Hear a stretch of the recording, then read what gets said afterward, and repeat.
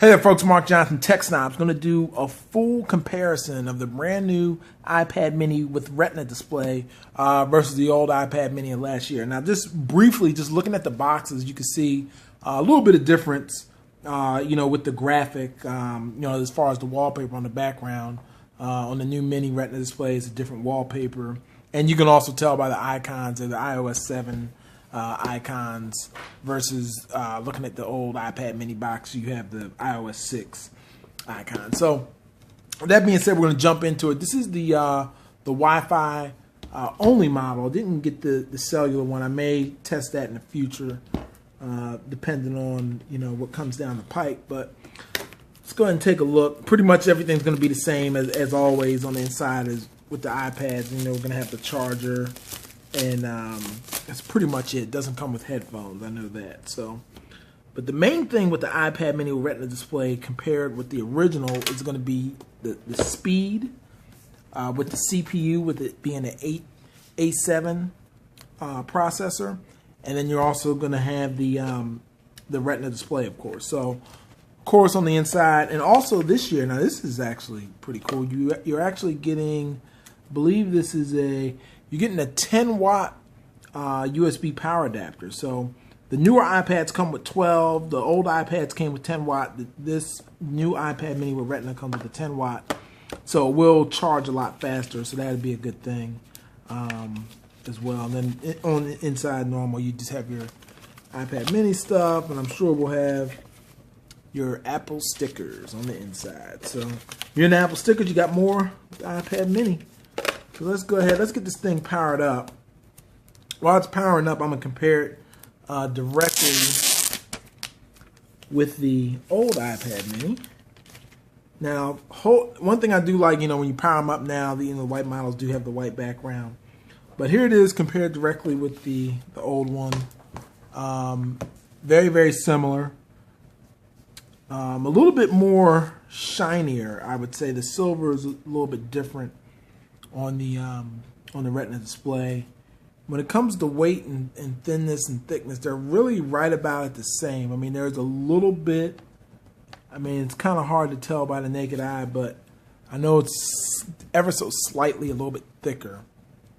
But it weighs just about 0.75 pounds, I believe, as well. So just comparing it to this year's and last year's, it's pretty much the gist of it.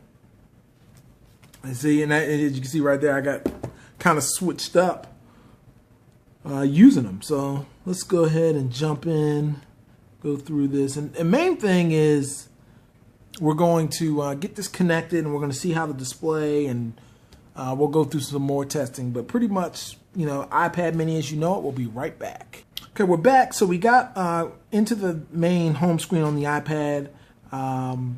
Go ahead and turn this display up, and you're definitely just looking at the display much sharper, much better than the old one. I'm gonna pull the other one up right next to it. Probably gonna be hard to catch on camera, but we're gonna have both of them with the brightness all the way up. Let me go ahead and get the wallpaper on the other one to match. So we're just gonna use Go Still. Both. And one thing, like I said, the CPU speed is definitely going to be much, much faster. But yeah, looking at them, I could definitely tell, just looking at the icons, it's going to be hard to see on camera. But the Retina display definitely, it's definitely a lot sharper. So you could definitely get a lot more detail. One thing about it, with that being said, it's not so glaring, I would say, that, for some people may not notice as much. I could definitely see a difference. But one thing for sure is going to be the speed and performance, where it really is going to make a difference. So I'm going to zoom in a little bit. And let's just do a quick test. We're going to go ahead and open up Safari. And we're going to try to make this. I'm going to go ahead and clear these out. So let's both go to... Let's go to ESPN. ESPN on both of them. And as you can see, Still loading here on the older iPad mini. And like I said, looking at the web pages, I could definitely, the text is much clearer on the iPad mini with the Retina display. Zooming in, much clearer.